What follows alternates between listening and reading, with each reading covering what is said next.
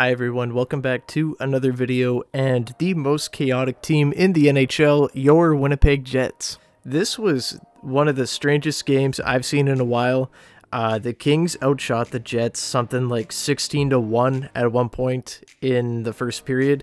The Jets actually opened the scoring in this game with Mark Scheifele, the first shot on goal for the Jets on the breakaway there. The Kings did not care at all, and they just came straight back and scored 3 of their own, and it was pretty rough there. With about 5 minutes left into the third period, it was 3-1 Kings, and it should have been about 6-1 if it weren't for Connor Hellebuyck. The Jets could not clear a zone to save their life, and on, I believe, what was their third penalty of the first period, Adam Lowry gets a sick feed from David Gustafsson and makes it 3-2. Dylan DeMello had a wide open net, and he missed by a country mile directly after the Lowry goal. Could have tied it, but it did not happen. So we go into the second period down 3-2.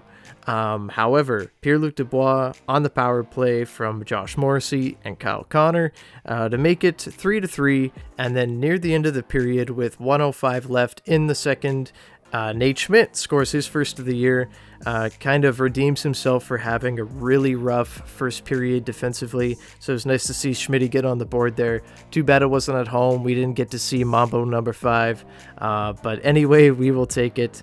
So very nice second period from the Jets. It wasn't a Picasso by any means, but it definitely was an improvement over that horrific first period.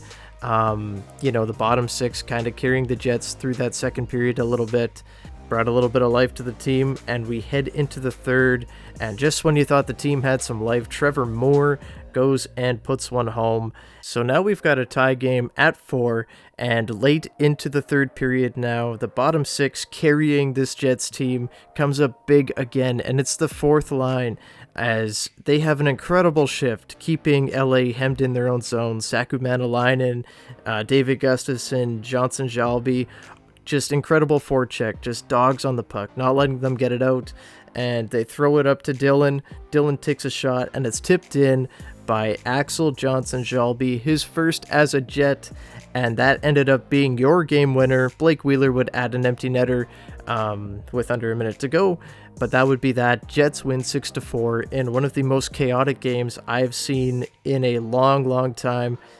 Shout out to Brendan Lemieux right at the end of the game there, cross-checks Mark Scheifele in the neck with about a minute and a half left, so that was really nice.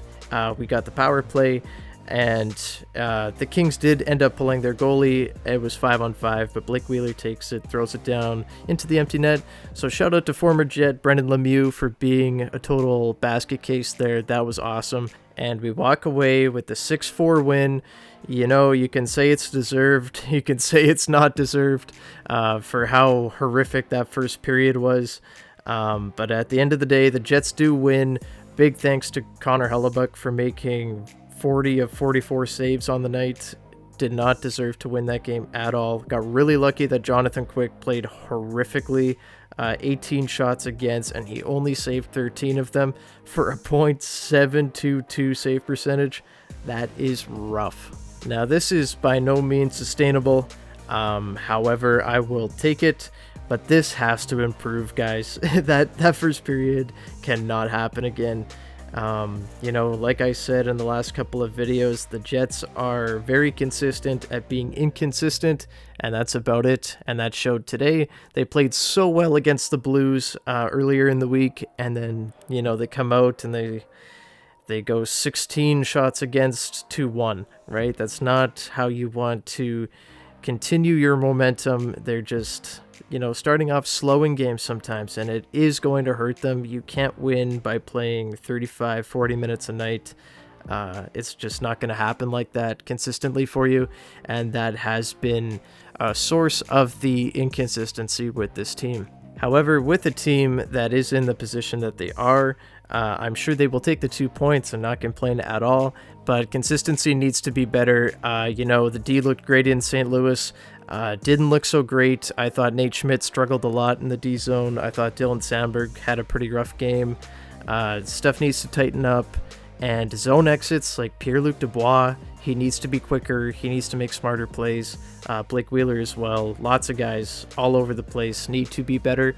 But if they just tighten up those little things, they're going to be far better in the long run, and consistency will come along with those little fixes. So going forward into Arizona on the back-to-back, I expect the Jets to win. There's no reason they should lose to Arizona unless they come out flat like they did against the Kings and totally let the game get away from them. This needs to be a win. They cannot do that thing where they stoop to bad opponents and play to their level and lose like 2-1 or something. That can't happen. Jets need to put on a clinic, put up 5, win 5-1, get out of there. But what a weird, chaotic game. Bottom 6 carried the Jets to this win. Very impressed with them. Was very happy. What did you guys think about the game? How do you feel about this team going forward? Because me personally, I still have no idea what this team is. One day they look incredible, the next day they look horrific, and then some days they look horrific and then they look incredible. So I'd love to hear what you guys have to say in the comments down below. I'm going to leave it there. Have a great day, everyone, and I will see you in the next one. Bye-bye.